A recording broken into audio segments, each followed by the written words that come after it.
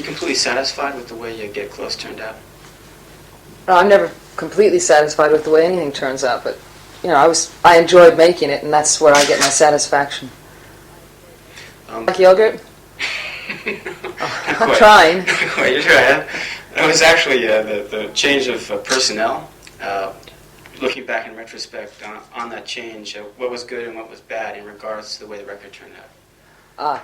Well, it was all good in regards to the way the records turned out, I think. What happened is how can I say this after already explaining it about 500 times this year?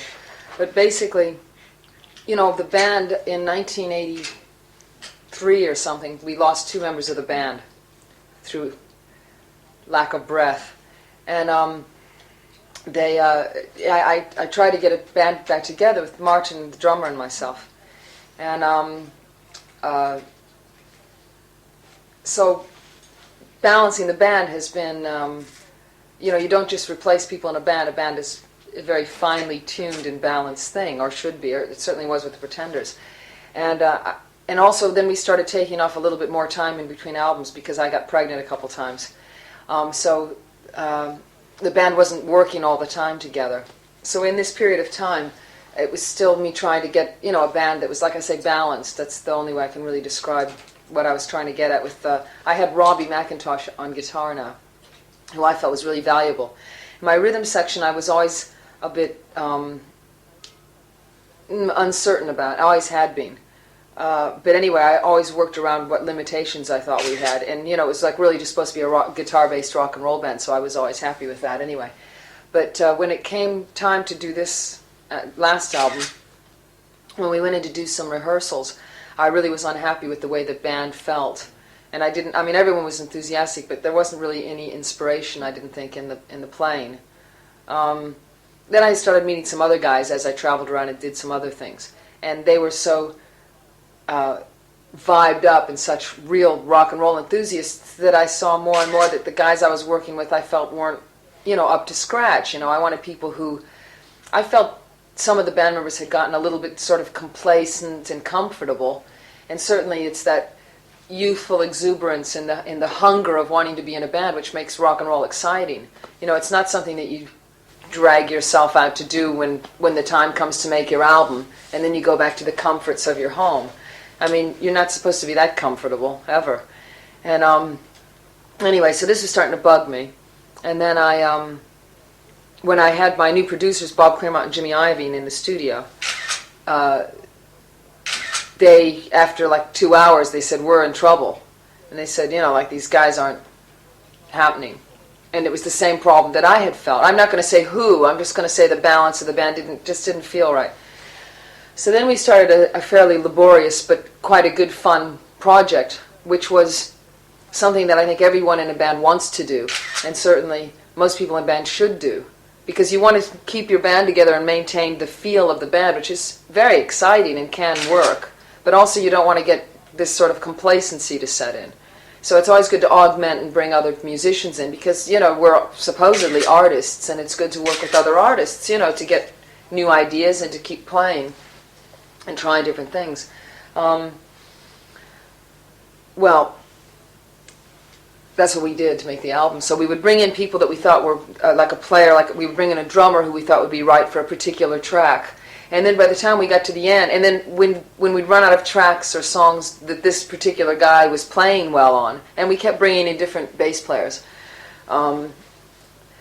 And then when we would, like I said, if we do like 3 songs, and then we'd end up with some like funky songs or something, and the drummer wasn't really that kind of a drummer, then we'd go to another country, go into another studio, and try some other guys, which made it a lot of fun for us, for Robbie and myself, because we were always changing, going to different places. I like to record that way anyway. I don't like to go in for 2 months. I like to record for a few weeks here and then leave it for a while and then go back to it, because then it's always really exciting in the studio, and you're always working. Well, we were working really fast when we were in the studio. I bet you didn't expect this answer to be so long. And then anyway, when we ended up in upstate New York in Bearsville Studios in Woodstock, we ended up with like the songs that were left on the album that had a real black feel. and they were more the sort of soul songs that were left, that no one else could really approach very well.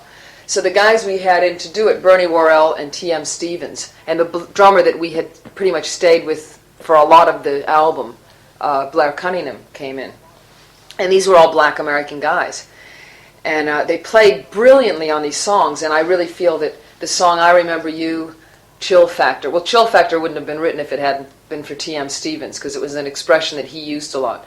And it was a... Chill Factor. Yeah, and I was very inspired by these guys and their whole attitude. So I said to them one week, I said, go away for a week, I'm going to write a song. And they came back, and when they came back, I'd written Chill Factor. And it was the kind of R&B ballad that I'd wanted to do since 1975 in the rhythm and blues band I was in Cleveland. But I'd never been able to with the Pretenders.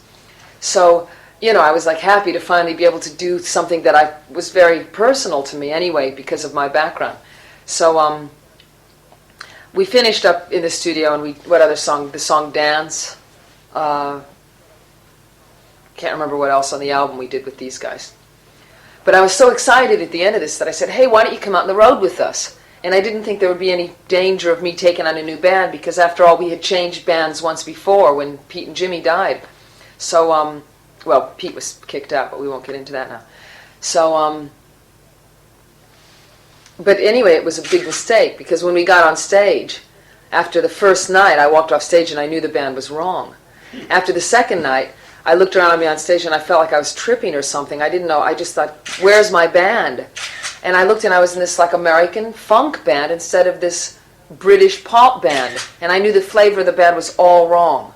After the third night, I walked off and I said to the girl that does our wardrobe, I said, I think I'll change the band back. And she just laughed because, only a woman would just completely tip the apple cart as much as I do all the time, I guess.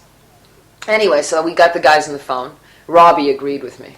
The thing is with TM and Bernie is we loved their playing. They're great musicians, but the flavor of the band was just too different from the original Pretenders.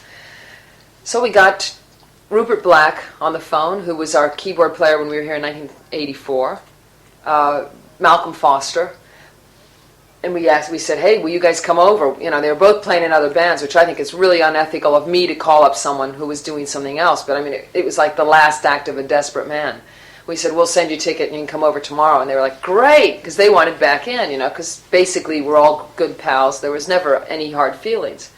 Maybe a little bit of disappointment, when they weren't asked to come in the studio a lot. But the real hard part, of course, was Martin Chambers, who was the original Pretender with me, and from the original band, and he was the drummer, and he was the one person that we felt musically would be the weak link if we brought him in, which was heartbreaking for me, because I found it really hard, and I still find it hard not to have Martin around, because, and I think that the audience really misses him, and I really miss him, but this was strictly a musical decision, because it's made it so much easier for us to play.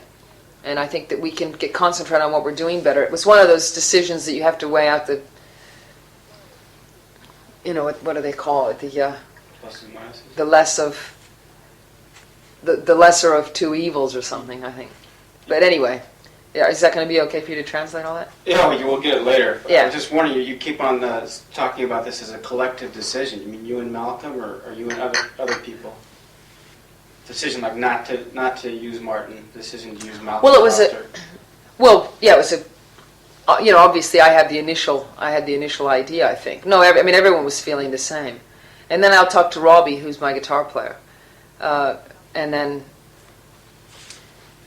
Stan Tippins, who's our tour manager. He's been around from the beginning. He's from Hereford, England, where all the original Pretenders were from, and myself, and just the people concerned and then as we started playing, well, anyway, yeah, it's been I always need other people to make my decisions with you, usually. I always have to go by instinct, because in this business, that's really all you've got. You've got to follow your instincts. But I've just found it very, very hard, and these decisions that I've had to make with the band have been really hard decisions for me emotionally. But instinctively, I'm trying to do what I think is the right thing. So, but I just think that I've disappointed some fans because Martin's not there, and I certainly miss him a lot. But swings and roundabouts, I think. その音楽的にそういう You can see how this sort of swirling change of personnel can kind of act as a stimulus to you, as sort of the eye of the storm there. At the same time, it kind of blots out all potential pillars, all potential pillars of consistency in the career of the band, and leaves you with sort of a feeling of isolation. You would imagine. Is that the case? Well, that is the case, yeah, that's true. And then sometimes, I mean, it's great because I've got Stan there, who's been there since the beginning. And is that a manager? Yeah, he's our tour manager. Awesome. And also, the main thing I always have to remember is that the reason I'm in this band is it's a musical thing. And it's also not like a solo thing. It's me working in the context of a band. And I always have to think, because I'm like the band leader, I'm not like one of the more musical elements of the band as far as my input as a guitar player.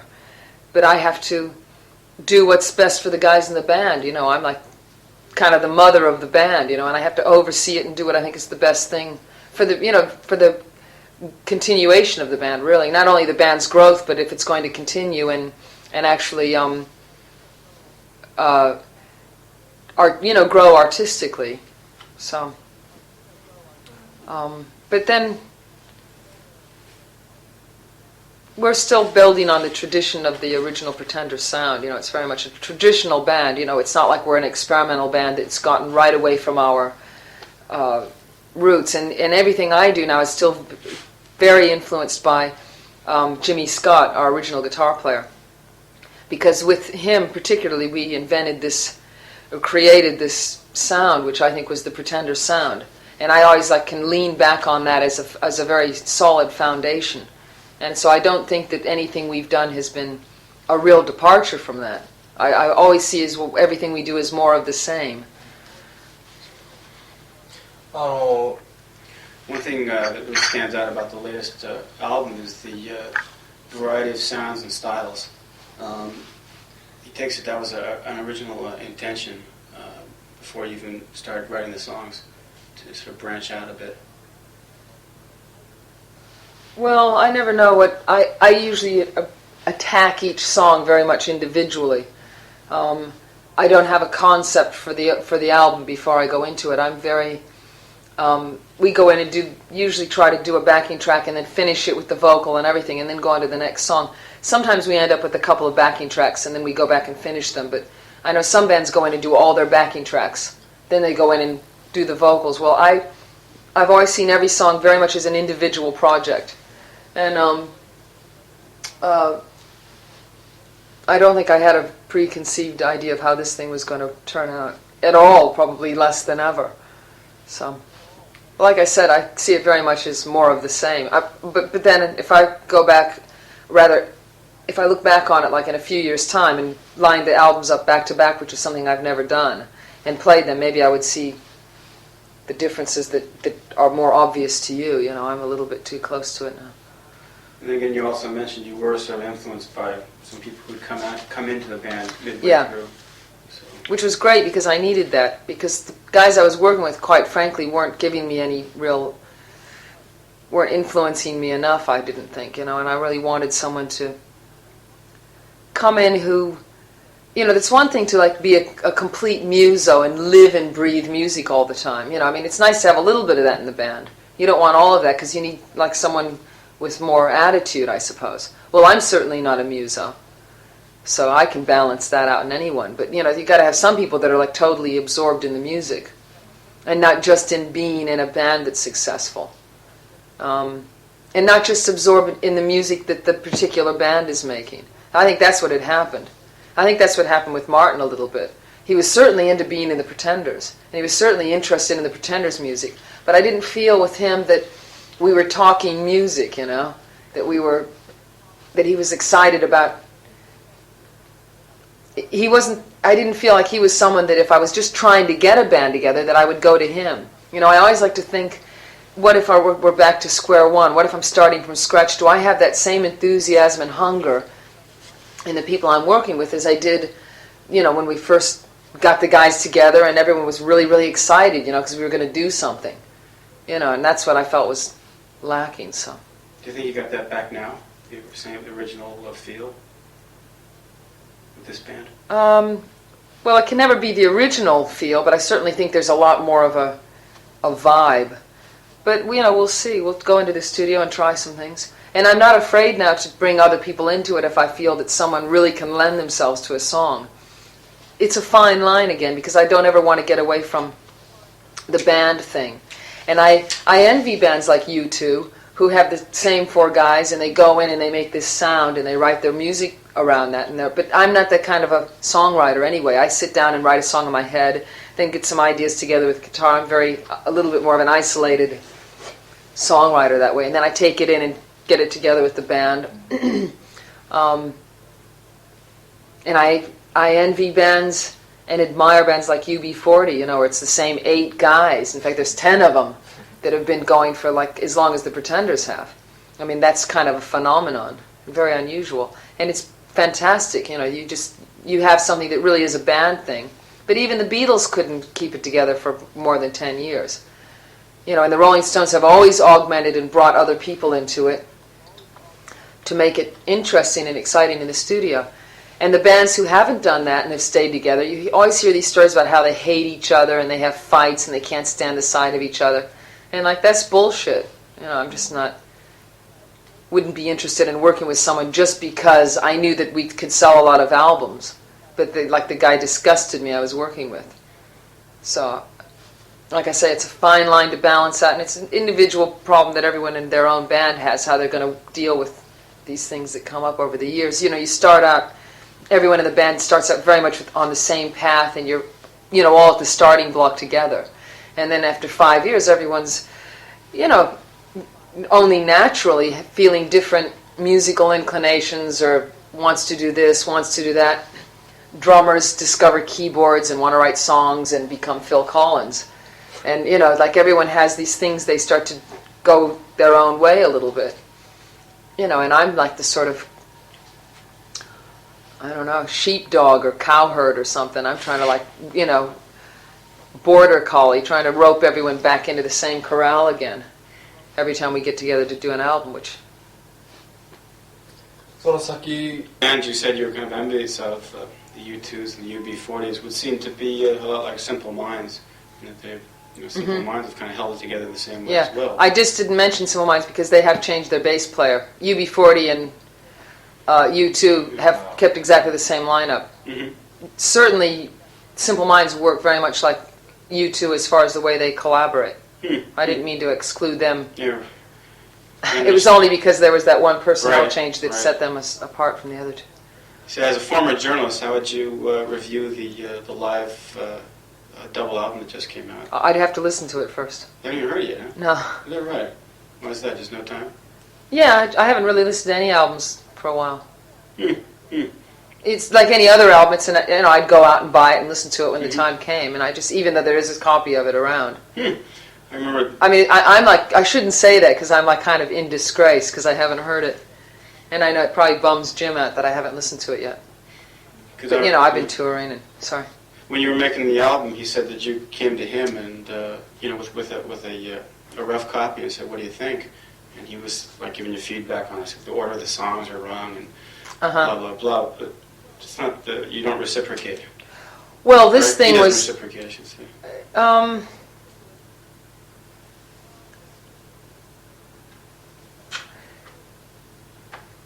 Well, I was on tour when they did this live album, and also the whole package came to me before I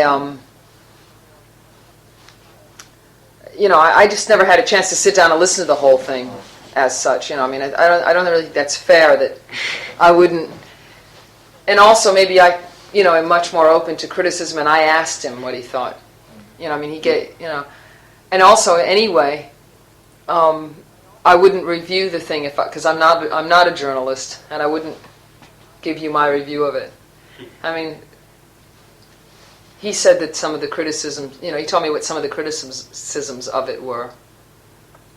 But like I said, I have to really sit down and listen to it myself. Okay. I mean, I don't know. What do you think? Have you heard it? I haven't heard it. No, I've got all the rest of the stuff. I just haven't gotten around to getting. Yeah, well, that's how it is with me. I've been on tour all year. We've been recording other songs. We did 2 songs for James Bond thing. We recorded a Christmas song, and I've had my kids and stuff, and I never listen to background music, or I never have the television or the radio on. I never turn on something unless I'm going to sit down specifically and listen to it. And I just haven't gotten around to doing that. I don't travel with the Walkman usually, or I just forget to carry all that gear. Like, I'm the only probably white person who ever walks into Japan and doesn't walk out with like a Walkman or I just don't even think about that. So this is not I never have. I relish silence. So I find that the more I listen to rock and popular music, the less interested in live music I am. And when somebody puts out a live album, I almost go for years without even listening to it. Well, when you're on tour all year and you've been on stage every night, you don't get into your room and you want to put something. Now, see, when I had a straight job, as soon as I'd get home from work, I'd open a can of beer and put an Iggy Pop album on and put it on as loud as I could and stick my head right up against the speaker, and just sit there comatose for a while. But now I've been on stage all night, I just want to go and cool out. Looking for a different release now. We did 3 months worth of touring with Iggy in America. Was that right? Yeah. And that was one of the highlights of my career so far, because I'd be getting in, drawing my eyes on, getting ready for my show, and I'd hear him 5'1" in the background. But it wasn't on cassette, he was actually out there. So I was just in heaven, because he's my big idol. So. Is that right? Yeah. Well, Joe. Having used Jimmy Iovine and Bob Clearmountain as producers, some people have criticized the new sound as somewhat glossy, maybe aimed at sort of the lowest common denominator. How would you respond? What is the lowest common denominator? Well, I guess it means a sort of a glossy kind of sound that any teenage listener could put on and basically just for the. Well, they haven't. If that's the case, they haven't, because this album's done worse in America than any of our other albums, and it's done better everywhere else in the rest of the world than any of our other albums. So I'm cheering, because I'm not saying I'm anti-American, but I think what's popular in America, if I get as far away as possible from what is the most popular thing in America on the whole, then I'm happy. And I'm much happier to do well in Europe, where we haven't done as well in the past. So I think what you're saying is kind of that, we were going for a more American commercial sound, which we most certainly were not. And if anything, it's turned out that we haven't, we stiffed in America. But in a way that's a drag, but I'm quite relieved, because I never want to be right on top all the time. I'd always rather be a little bit under. How can I put it? I never want to boil over. I'd always rather be bubbling under, because it gives you more longevity and it gives you more freedom. But then I must say it was a bit of a bummer that the album didn't do very well, and I think they were kind of freaked out because we had a few changes in the beginning, and I think they wanted this white rock and roll band. I don't think they were very I don't know what it was in America. I would like to just say that they just didn't like the album, but that just doesn't seem to make very much sense when you consider that the album did so much better everywhere else. I think maybe it wasn't. I don't know, but if we don't sound anything like Bon Jovi, I'm happy. So I think that's some indication. Not that I don't like Bon Jovi, but that's not what I'm trying to sound like, And in America, if you turn on MTV or one of those, or the radio, everything sounds so incredibly alike.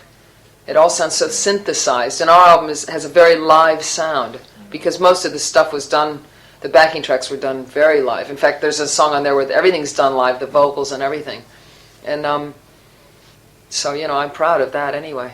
And as far as Bob and Jimmy, I think the sound on the album is really good. Certainly hasn't sounded glossy. I think but I don't know, it's hard for me to criticize that. Maybe it sounds a little too clean. Maybe that's what he was getting at. Well, I don't know, because I don't think it sounds very clean. I would just disagree with that as a criticism then. It sounds dirty to me, so there you go.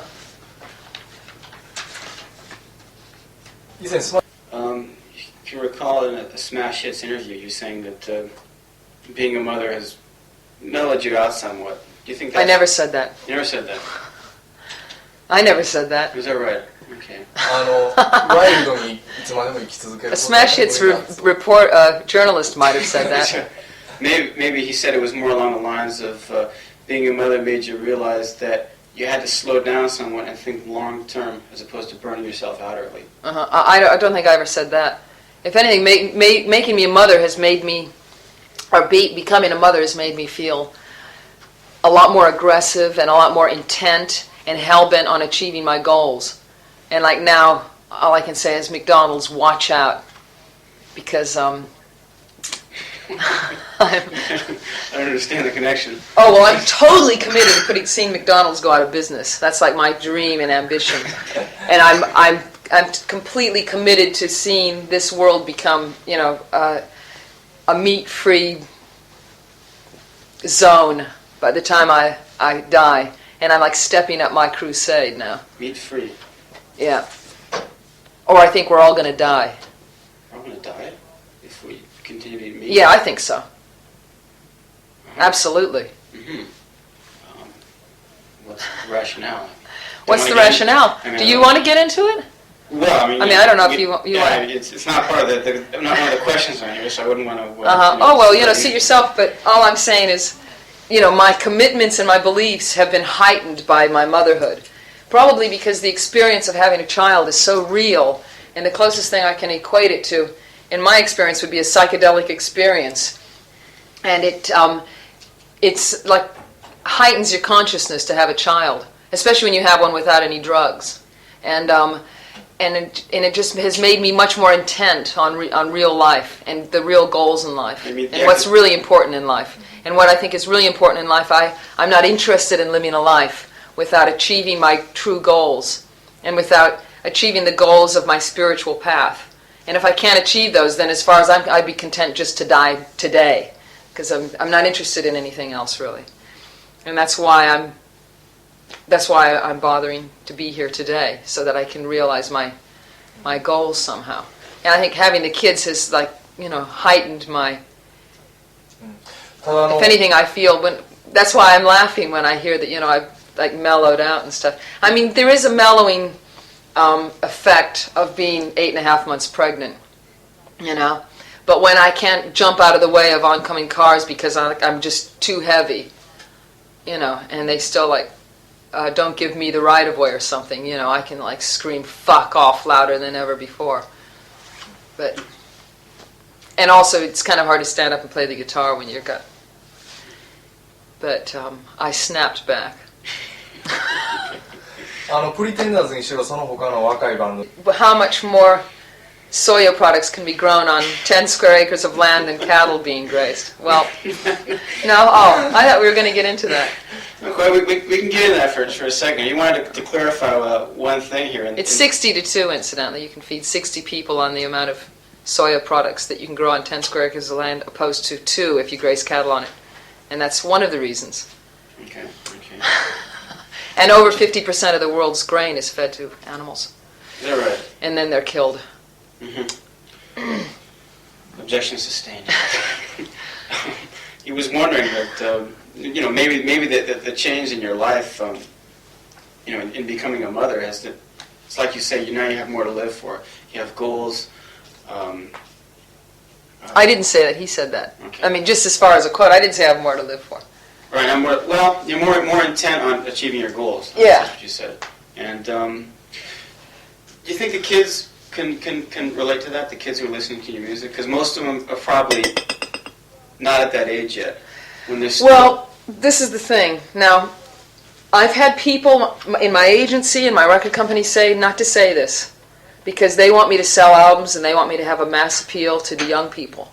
But I've always made music for one person, and that's myself. I've only ever made music. I mean, I'm delighted if anyone else can dig it. That's just great. And also, I think this is a real coup that I'm in this band, and I can be like a 16-year-old boy for the rest of my life, which is kind of somewhere how I feel. I mean, there's this sort of Peter Pan aspect to being in a rock and roll band. You never really have to grow up, and become like the people you went to school with. When I go back and see my mates that I went to high school with, they disgust me. I never want to see them again because they've turned into our parents. And like they just have completely let me down, a lot of these chicks. But at the end of the day, I'm 35 years old. I'm a mother, I've got kids, and I'm making music to appeal to myself. When I sing a song in the studio, and like quite often, a lot of the time, like I'm moved to tears as I'm doing a vocal, I get very involved in it, but I'm really doing it to express myself, and it's the way I keep myself sane. Now, if a 16-year-old kid can dig it, that's, his problem or his business or good for him. But I'm not trying to pander to an audience, and I never have. And I don't think I ever will, because what's the point? If I don't like it, then I'd much rather make a record that I really enjoyed in making and that didn't do very well than make a record that I wasn't really into at heart and soul, but, it was like commercially acceptable to sell to billions. いやそれ Expression. そうするとそれによってね Don't talk about your age. ストーンズを批判したようにねその自分が You could ever like drift away from your audience, like become so far removed from your mentality becomes so far removed from their mentality that you no longer share common ground, and that you basically lose the following. I don't think so, because my only common ground with them is on a sort of human, emotional level. I'm not, my strident approach to a lot of things and my beliefs, I don't share them with my audience, a lot of them. But the thing I do share with my audience is this, sort of human, emotional thing that we all have in common, which for me, you see, I might use the platform or the opportunity of an interview situation to talk about my beliefs or things that I want to see achieved. But like in the songs, I never use them as a soapbox. My songs are really just talking about something that's much more, like I say, on an emotional level. And I think music substantiates itself by being music. I don't think that it has to be a vehicle for anything else. And as long as I can feel, and as long as I'm in pain, and I can express that in a song, anyone can relate to that, because the very nature of material existence is suffering. And certainly that's something that we all share. And that's what listening to music is supposed to alleviate, I think. And also, like, I still don't participate in this so-called sort of like celebrity-type existence that much. When I was in Osaka, like, I had nothing to do the second night I was there when I finally sort of came out of my coma from being on the plane for 16 hours. So I took a couple of the guys in the crew, and we like just got on the underground and just rode around for a while, just to like clear my head and like just to see, I like to be stuck into real life. I don't like really, I've never gotten into that celebrity bag that takes me, I'll still get on buses and stuff. And the more successful I become and the more common the things are I do, the less people expect to see me in those common situations, so they think it's not me. So that gives me a kind of anonymity to do what I want.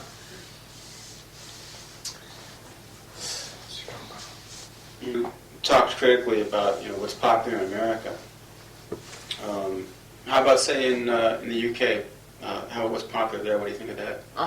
It's so hard to keep up on what's popular in the UK because it changes. The charts change. If I leave for like 3 months and I come back, I'm not even familiar with like half of the artists that are in the top 10. So there's just such a rapid changeover that it's almost impossible to keep up with it, which is what I dig about the UK so much. And the minute you haven't done anything for like a year, like you're out, baby, like you're like old hat, which is great because you don't have to rest on your past laurels all the time. If you go into America and listen to an FM station, first of all, it's completely uniform. It's not like it was in my day when I was a teenager. And what was on the radio station in San Francisco and in Cleveland were completely different. And they had distinctive flavors throughout America. Now it's just the same all the way across the country. And they're still playing Stairway to Heaven every day, And so there certainly is a resistance to change. And they're really like 10 years behind what's going on in England, which is, sometimes even what's going on in England looks old-fashioned to the Americans because they're so behind that they've actually been around the cycle twice. I remember when I went back to Akron, Ohio in 1975, and I went into a department store. This is totally non-related to rock and roll, but it's just the kind of mentality. And I asked if they had some black seamed stockings.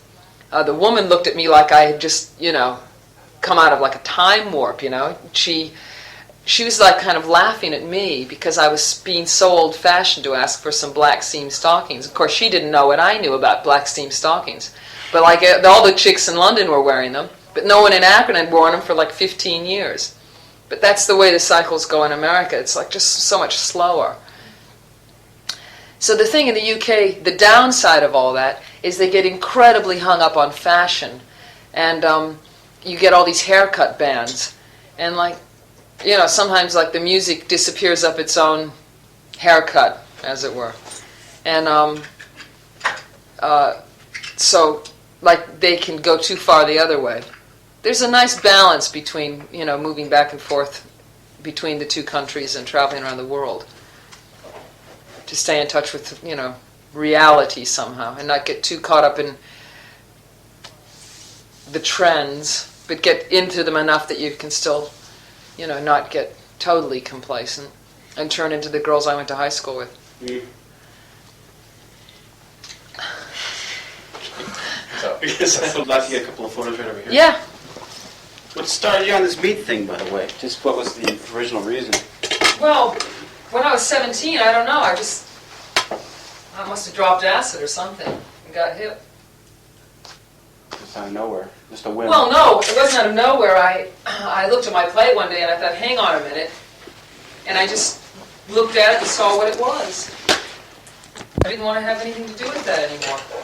It didn't fit into my idea of the revolution. Mm-hmm. And it's been that way since. Yep. Since you were 17? Yep. 18 years then without meat? Yeah. Is that right? But now, I'm getting really excited because on CNN last night, there was 3 things in a row on the telly. Show me. Hang on, let me... What do you want me to do? 何をしてもらいたい？ここに立ってます。There's 3 articles on in a row, or 3 little Stories. news items. Mm-hmm. And the first one was, this is like